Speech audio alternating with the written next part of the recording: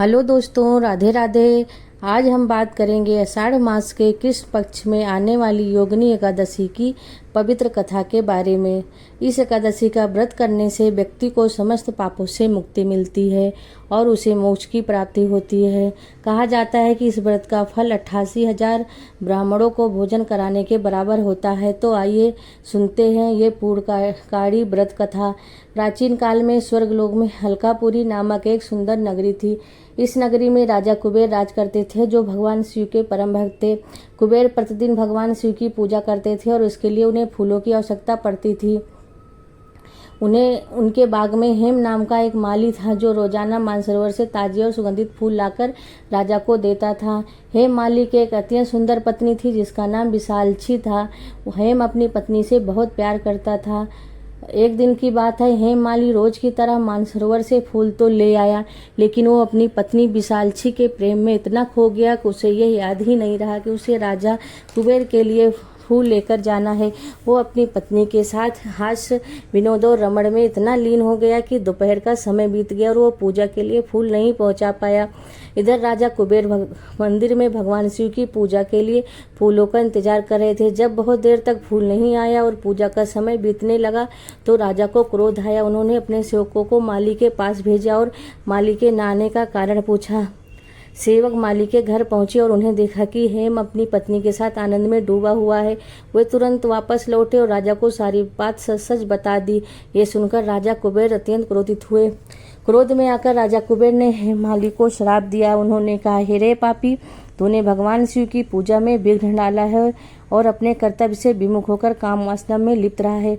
जब मैं तुझे श्राप देता हूँ कि तू धरती पर श्वेत कुष्ठ सफेद कोढ़ से पीड़ित होगा और अपनी पत्नी से बिछड़कर दर दर भटकेगा। तू तुरंत मृत्युलोक में चला जा। राजा के श्राप के कारण हेममाली तुरंत स्वर्ग से गिरकर पृथ्वी पर आ गया। उसका शरीर श्वेत कुष्ठ से ग्रसित हो गया और उसकी सुंदर पत्नी विशालक्षी भी उसी समय अंतर ध्यान हो गई। मृत्युलोक में आकर हेममाली को भयंकर कष्टों का सामना करना पड़ा। वो भयानक जंगलों में भटकता रहा, बिना अन्न और जल के। उसे रात को नींद भी नहीं आती थी। उसका शरीर पीड़ा से व्याकुल रहता था। हालांकि भगवान शिव की कृपा से उसकी बुद्धि शुद्ध बनी रही और उसे अपने पूर्व जन्म की बातें और अपने पाप का ज्ञान था। वो अपने कर्मों पर सदैव पश्चाताप करता रहता था। एक दिन भटकते भटकते हेम माली हिमालय पर्वत पर जब पहुंचा, वहां उसने मार्कंडेय ऋषि के आश्रम को देखा। मार्कंडेय ऋषि अत्यंत तेजस्वी और तपस्वी थे। हेम माली ने ऋषि को प्रणाम किया और उनके सामने अपनी सारी व्यथा सुनाई। माली की दुर्दशा देखकर मार्कंडेय ऋषि को उस पर दया आ गई। उन्होंने पूछा, हे माली, तुमने ऐसा कौन सा पाप किया है जिसके प्रभाव से तुम्हारी ये दयनीय हालत हो गई है? तब हेम माली ने राजा कुबेर द्वारा दिए गए श्राप और अपने पाप के बारे में विस्तार से बताया। उसने कहा, हे मुनिवर, मैंने शिव पूजा के लिए फूल लाने में देर की और अपनी पत्नी के साथ काम वासना में लिप्त रहा। इसी कारण मुझे ये भयानक श्राप मिला है।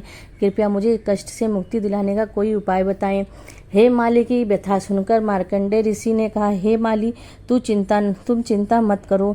मैं तुम्हें एक ऐसा व्रत बताता हूँ जिसके प्रभाव से तुम्हारे सभी पाप नष्ट हो जाएंगे और तुम्हें इस कुष्ठ रोग से मुक्ति मिल जाएगी।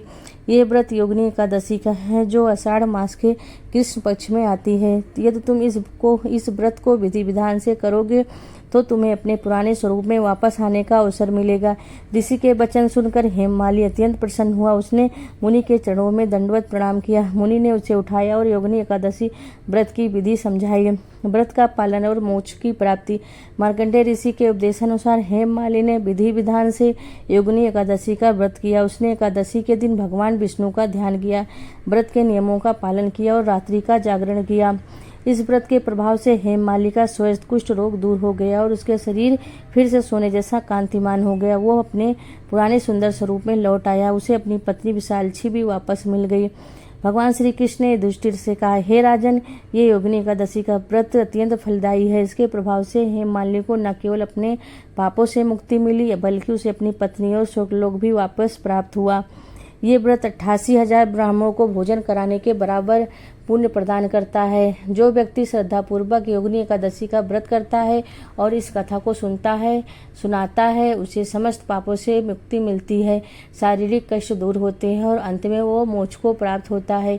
ये एकादशी दरिद्रता को दूर कर जीवन में सुख समृद्धि लाती है। तो दोस्तों ये थी योगिनी एकादशी की पावन कथा। आशा करती हूँ कि आपको ये कथा पसंद आई होगी। भगवान विष्णु की कृपा आप सभी पर बनी रहे। धन्यवाद दोस्तों।